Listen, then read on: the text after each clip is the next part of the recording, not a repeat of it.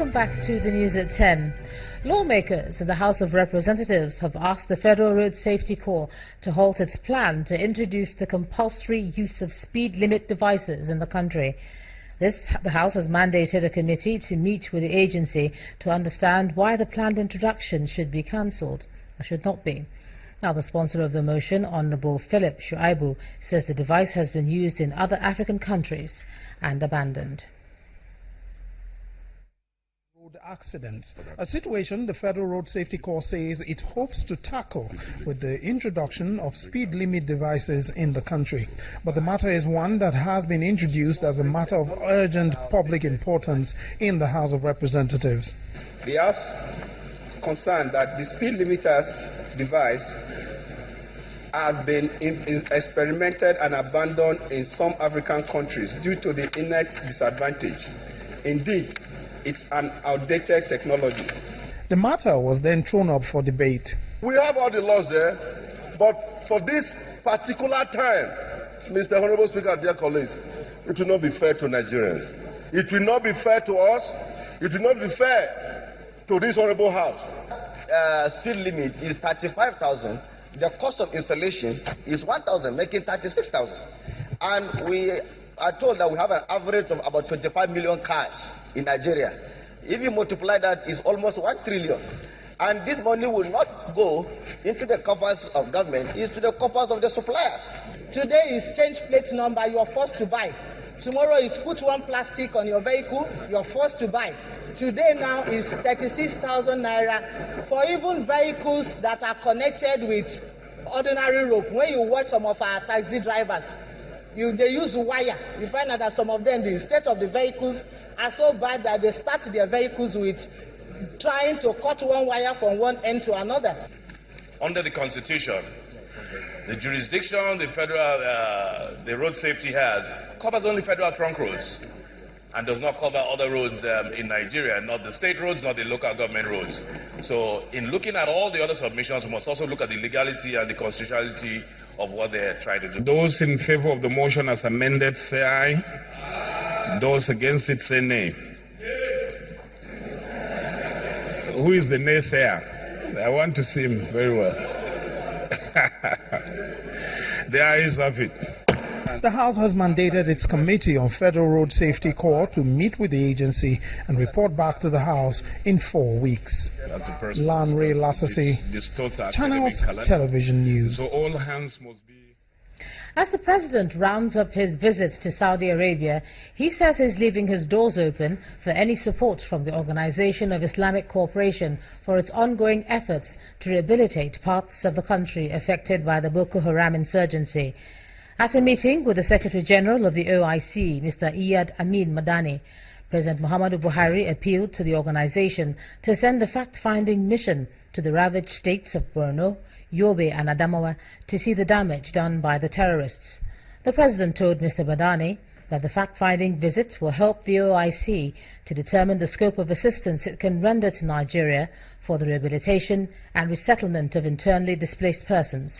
He also challenged the OIC to act urgently in support of the restoration of peace, law and order to Libya, which he said had been breeding the terrorists causing mayhem in Western Central African countries following the fall of the Gaddafi regime.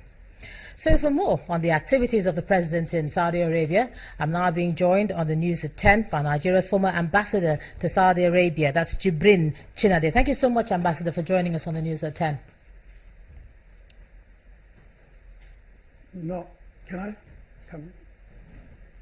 Yes. First of all, I think there is a mistake. I've never been Nigerian ambassador to Saudi Arabia.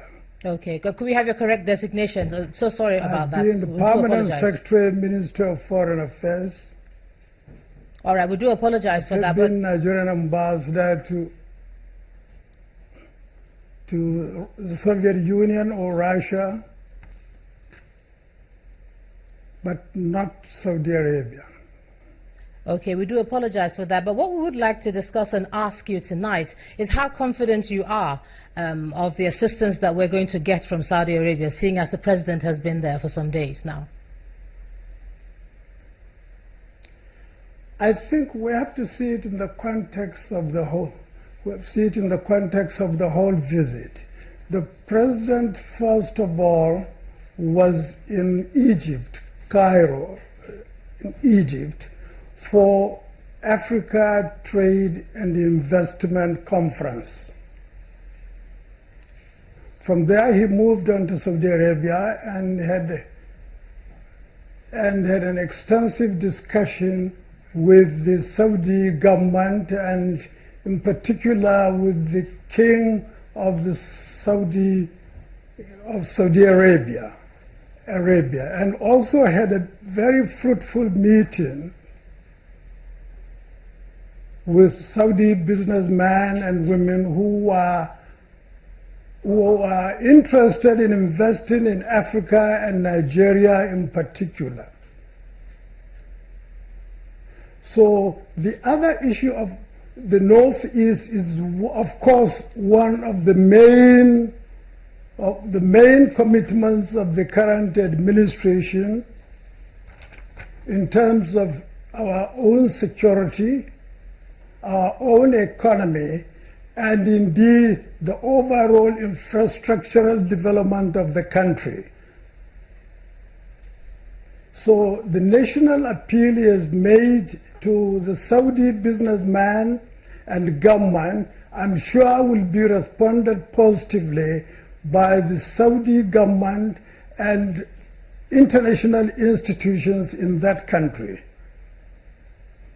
Now, oil price stability has been another key issue for both countries, Nigeria and Saudi Arabia. How should we be debating at this moment to come out better than we've come into these talks?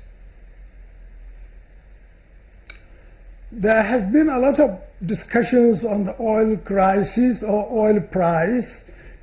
Only a few days ago, the Soviet Union or Russian Republic and Saudi Arabia were trying to coordinate some sort of policy measures that will bring down the level of production. So the president's presence in Saudi Arabia will indeed go a long way to improve consultation between Nigeria, Saudi Arabia, the Russian Republic, and other OPEC members. The OPEC members, with a view to bringing down the high level of production, which is badly affecting the oil price in the world in general. Well, the president still has a number of meetings, particularly with key international financial institutions moving forward in another day or so. What should the strength of his debate be, and what should he be asking for when he has those meetings? Yes, I think we all know that some of the challenges of the current administration is first of all to attract investment in agriculture, in power, by contributing their quota to national development. If in Africa your company excelled, it would mean that you have attained a continental champion status. But Africa is not the world. And so there could be a benchmarking of companies across the world. And if your company happens to excel in that categorization, then you know that you've become a global champion. Now, why is this important? It is important because the one who wishes to excel must be the one that first sets a standard. But what does it take for an organization to distinguish itself from others?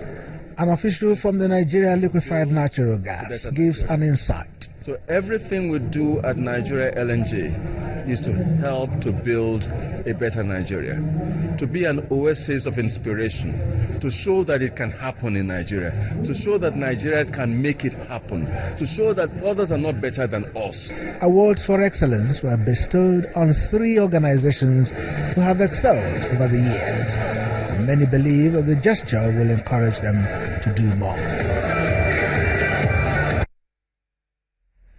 Still ahead on the news at 10, FIFA's 209 member association set to decide Sepp Blatter's successor tomorrow, and that'll be on sports. To stay with us.